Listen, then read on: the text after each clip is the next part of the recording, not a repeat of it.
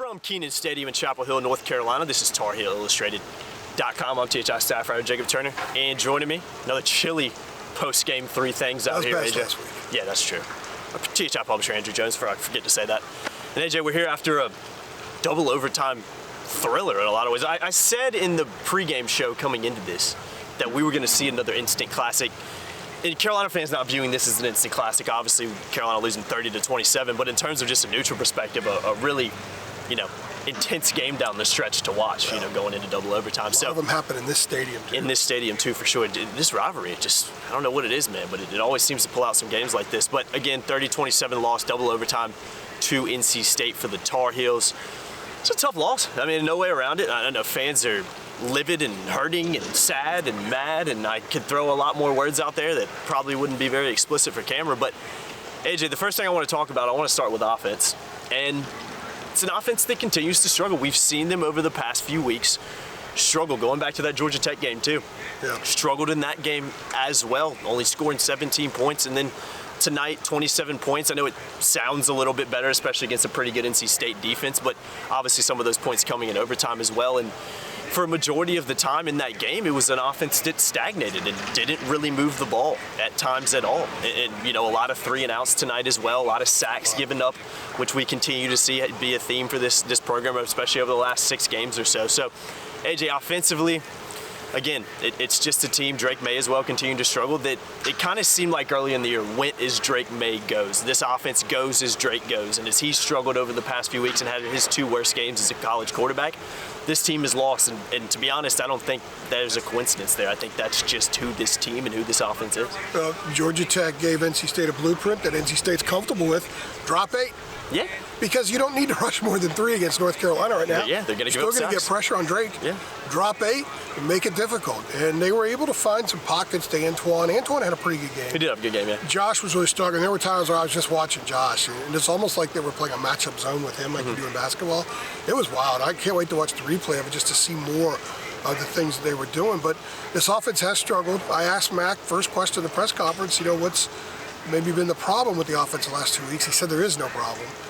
I do think that there is. He's not going to dump on the kids, and he'll come back and talk to us on Monday after he gets a chance to digest everything that's happened. But here are the numbers. Numbers don't lie. In the last 2 games, they're 9 for 34 on third down. It's almost hard to believe. In the last 2 games, in 12 red zone appearances, they have 4 touchdowns. And if you go back to the Wake Forest game, they have 6 touchdowns in their last 32 possessions. So, and the last 2 weeks, they've given up 8 sacks. They don't have any. The last 7 games, 28 sacks allowed. That's 4 a game. They've only gotten 6. That sack margin is not there. That sack ratio doesn't work in their favor. The last 2 weeks, Drake's thrown 1 touchdown pass, 2 interceptions. He's thrown for a combined maybe 700 yards, and they really had to milk it today to get there. He had 68 yards before their last possession in the first half. So it doesn't look right.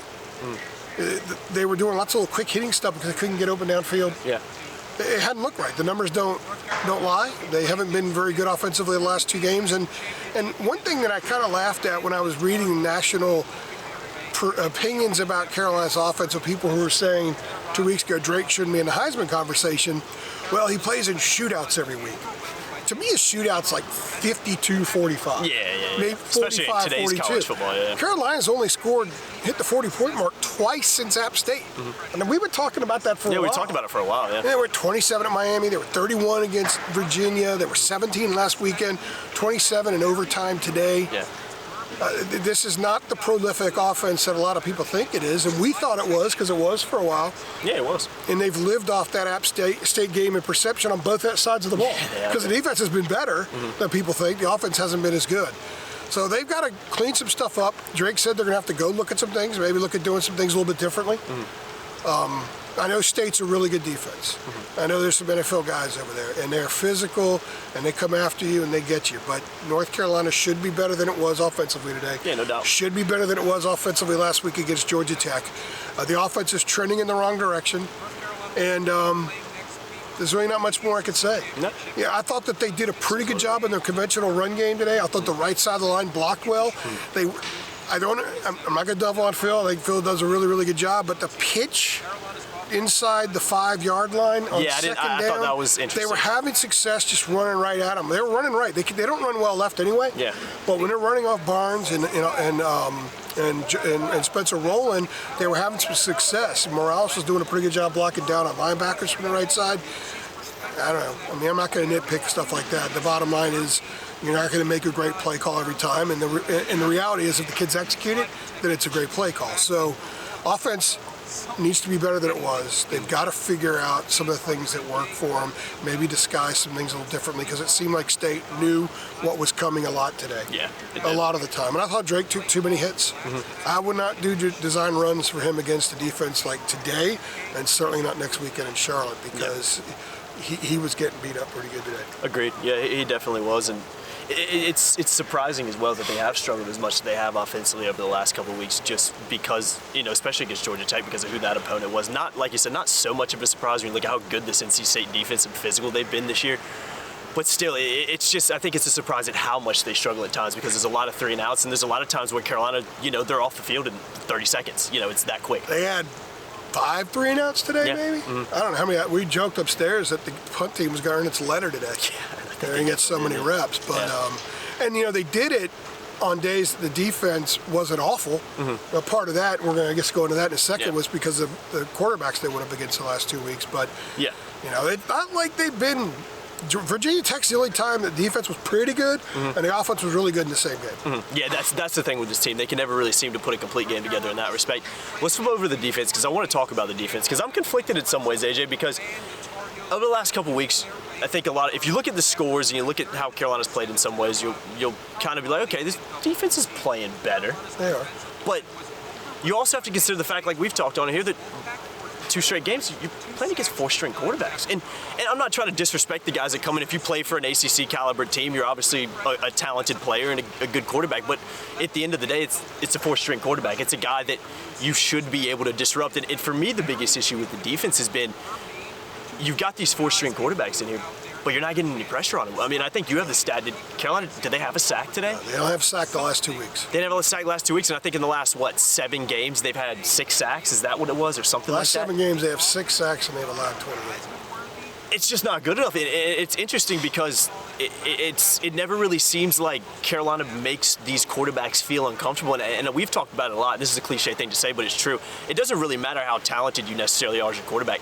If you have plenty of time back there and you feel comfortable in the pocket, you're going to play pretty well. And Ben Finley did. He threw for more yards than Drake May did today. And I think if you would have told anybody that coming into this game, you probably wouldn't have believed it, especially when you look at a guy like Finley whose first college game was last week and didn't play very well. He played here 2 years ago. Yeah, COVID game. Played a little bit, but overall, he was still 4 straight. Yeah, hasn't played a lot of games in his time here. So defensively, it's an interesting case because, like I said, they're playing better in some ways, but you still give up 30 points to an NC State defense who's going out there with their 4-string quarterback and who has been pretty poor over the last couple of weeks, especially on the offensive side of the ball. So it's an interesting thing with the defense. And just say this one more before I kick it to you. Younger guys coming in as well, and I thought the defense actually played better when some of those younger guys were in the secondary today. Marcus Allen, Will Hardy played very well. Played very well, yeah. If you just look at numbers, you could think, boy, the defense has been a lot better the last 2 weeks. And I'm a numbers guy, so they have. Yeah, they don't lie. But you have to consider the fact that Georgia Tech came in with interim coach, losing record, having to win here and beat Georgia this weekend to get to a bowl. I don't think that's happened. They had nothing to lose. So I guess they had that going for them. And a 4th-string quarterback today, I said in my 5 keys, don't let Ben Finley play out of character. Yeah, they did. And how many times has a quarterback played out of character against his team this year? They let Drew Pine do it early on. The kid from Georgia State played out of character. Last week, those dudes play out of character. I mean, the 4th-string quarterback that ran the ball out for him hadn't taken a snap all year.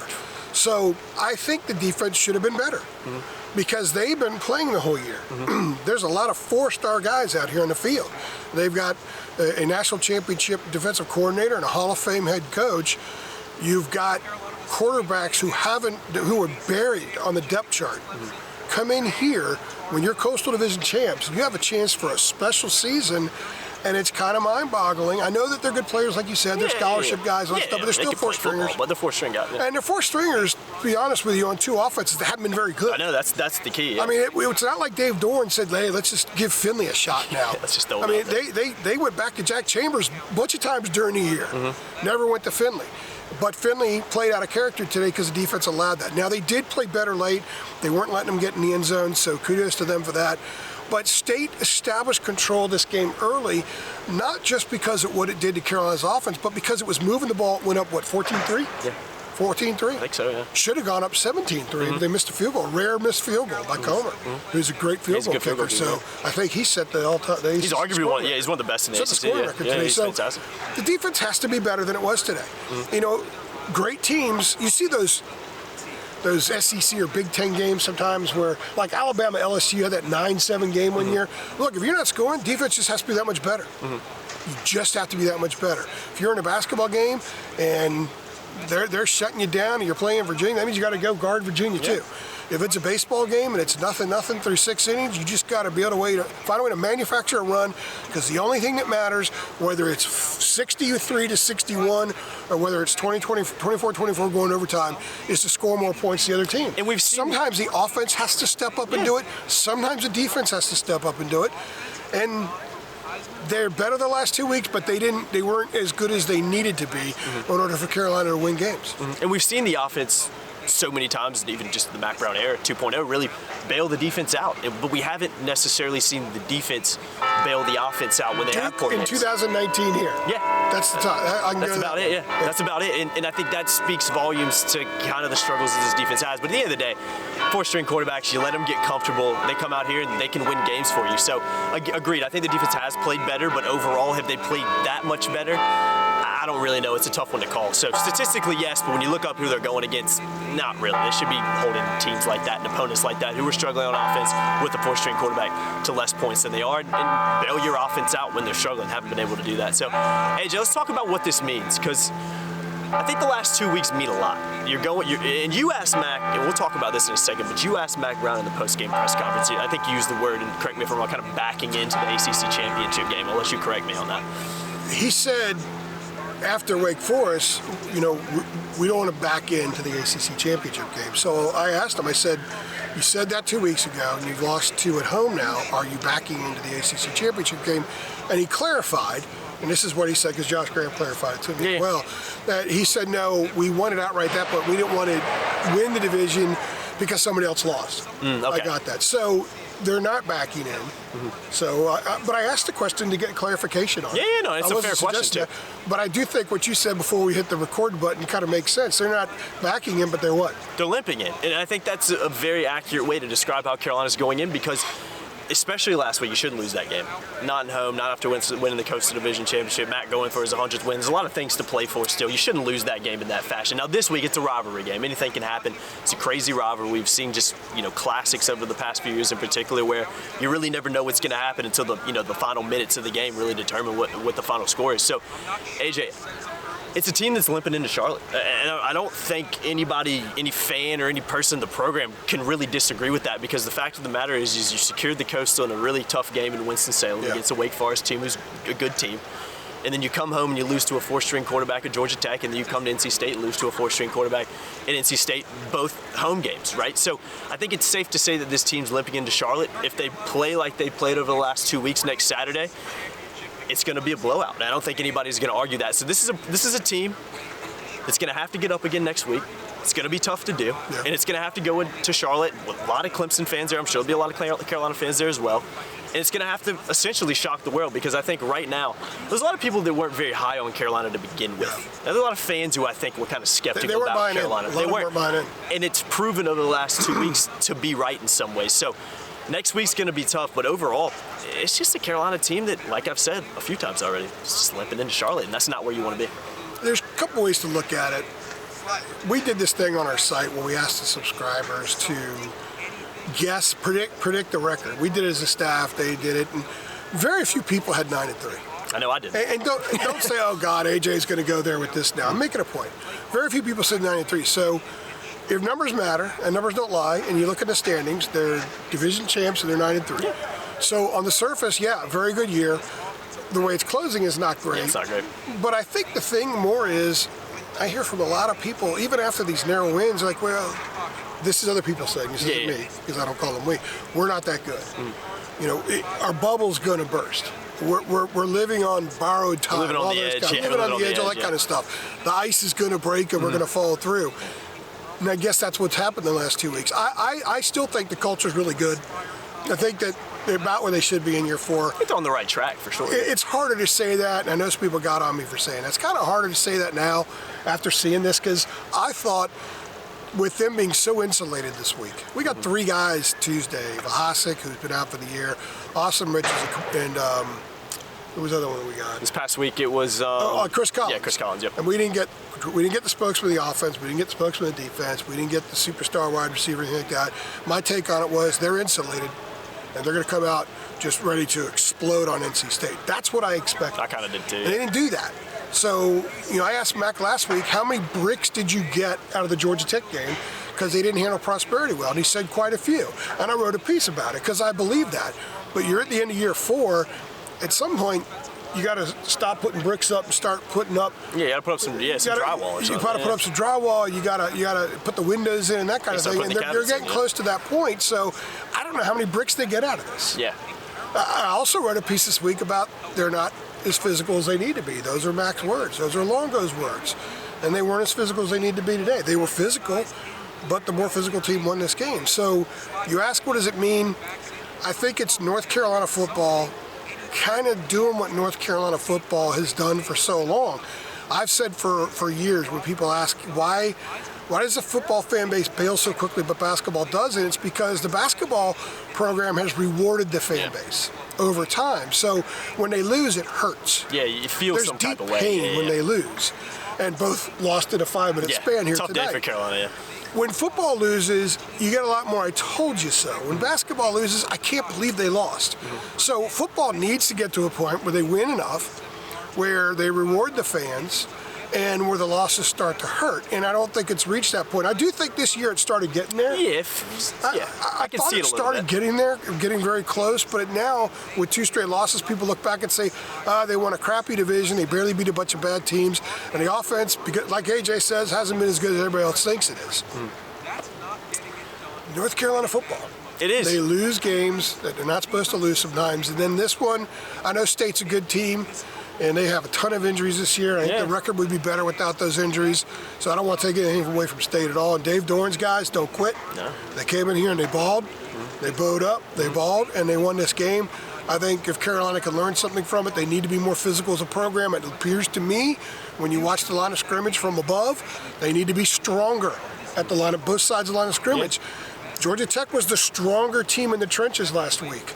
NC State was easily the stronger team in the trenches today. So those are some things that they need to fix. Mac learned a lot last year about what he didn't want in the program. And they've made a lot of adjustments, and they're better off for it. They still need to make some adjustments. They need to improve across the board. But some things like strength, learning how to handle stuff and being up for games like this. I mean, I'm sure they were up, but they didn't play like they were up. So people can say, how can they not be up for NC State? Well, I just think NC State took them out of any kind of potential mojo right away. Yeah. They get a 3-and-out, and then they score in 3 plays. Yeah, 3 plays. That's all it took. Yeah. Boom, boom, boom. And that long touchdown, that long pass play by the 4th-string quarterback, it's like, oh God, here we go again. Yeah. This is North Carolina football, and Matt came back to change this. He said that before, and too. It's good. They won 5 games, and right before he got here, it was a mess. The last game they played against NC State that didn't involve Mac, it was a brawl in that fighting that ends it over there. And I asked Larry after the game what happened. He says, our players were celebrating. I mean, they just did. They wanted to run from it. That's gone. You've got Mac. And this is a rebuilding project, but they're at the end of year 4. You know, 2 weeks in a row against the 4th-string quarterback. They got to be better than that. They do. Got to be better than that. Yeah, they do. I think next year, a year ago from today, will really determine how this program and how MAC 2.0 is judged, because I don't. If Carolina has a disappointing year next year with all the talent and all that, it's going to be a different vibe around the It's disappointing right now because they've lost 2 in a row. Yeah, and no now doubt. people are saying are taking value away from the wins. They're 9-3. Yeah, they may still be ranked because this time of year teams are ranked with 3 or 4 losses. And if they are ranked, they have a chance if they somehow could pull something off next week. I mean, Cedric said we can still win the ACC championship. Yeah, it's true. I don't think any Carolina fan is very confident in that happening based on what they've seen, but it could happen. Look at the way State played the last 2 weeks. Yeah. They lost at home to Boston College. I know. They're a mess. Yeah. And then they go lose at Louisville, which, again, Decent Louisville team, fans are kind of thinking about them the way Carolina fans are thinking about this team. And they came in here and they beat Carolina. So who knows what happens next week? I'm not going to say it can happen. No. It definitely can happen. They pick off DJU a few times. Anything can happen. Again, and I'll end it with this. If Carolina plays like they did over the past couple weeks, they're 9-3. They're division champs. They have a chance to play Clemson next week. We're really going to find out where they are in terms of their physicality, in terms of their strength, in terms of their skill, and how they can handle facing up against something that's a lot different than they played this year. And Notre Dame's good, and I know Notre Dame beat Clemson, but I think the Clemson they'll see next weekend will by far be the best team they played this season. So I look at it as an opportunity to get education, right? For sure. Learn more about the team, learn more about the program and the process. That's what next week is going to be. Yeah, the program's on the right road. They hit a couple potholes big potholes over the past couple weeks, but still, all could kind of be forgotten if they win next Saturday. Drake called them bumps. Yeah. It's a good way to put it, too. Yeah. Just some bumps in the road. And, again, we'll see what happens next Saturday in Charlotte because I think that'll tell us a lot more about where this program kind of is and depending on how that game goes. But we'll see. And anything can happen. It's college football. And if you go watch teams around the country, trust me, anything can happen. And real fast, I know a lot of people are probably thinking, we don't want any promo now because the teams are losing promo sports. there. Yeah. But $22, 1 year subscription. It's just running through Monday. It's a network-wide thing. So go in there. The promo code is Rivals22. Mm-hmm. Just click North Carolina. NC State. I've been talking to NC State all day. Click North Carolina as your team, and you get a full year of everything we do, all of our inside information, all of our recruiting. It's just $22. Get it for somebody as a Christmas present. Yeah, man, it's a heck of a great deal. Yeah. We do a lot of stuff. And we got the fan box thing going on too. So go to our site and check that out. Yeah. Actually, that ended. That may have ended tonight. So. Yeah, but still. But you can still buy that stuff. 100%. Yeah. It's really cool. And you still get if you're a subscriber, you still get the discount. Yeah, it's really cool, guys. Come sign up. Premium subscription. It's a great time to do so this time. Tough time to sell that kind of stuff. Yeah, it's tough time to sell that, but you got to throw it in there, man. It's a great promo. $22 for a year. It really is. Really doesn't get any better than that. Guys, that's going to do it for us. I've been Jacob Turner. He's been Andrew Jones. Carolina losing 30-27. Regular season finale, double overtime loss to the NC State Wolfpack. Make sure you keep it locked to CharlotteIllustrated.com. We will be in Charlotte next week. THI will be well represented in Charlotte next week. I'll be in Indiana on Wednesday. Yes, be in Indiana on Wednesday as well. So busy week coming up. Overlap is almost kind of sort of getting close to being done. Kind of. Not We're really. 14 hours on Thanksgiving. Yeah, that's saw my wife man. for 3 minutes because she worked too. Oh, that's nurse. brutal, man. She works over. That's why you need to sign up, guys. 1 year, She's $22. a nurse. She's a neonatal nurse. She works overnight. She worked Wednesday night. She worked last night. I saw her literally for 3 minutes. She came into my office when she was leaving. Said, hi, hon. Bye, hon. Now we're out here at 9-10. That's not that bad. Double overtime game, that's not that bad. We've been out here many 1 a.m., 2 a.m. podcasts. So wrapping this one up again, I've been Jacob Turner. He's been Andrew Jones. Make sure you like, share, subscribe. Hit that notification bell as well. See you guys in the next one. Thanks.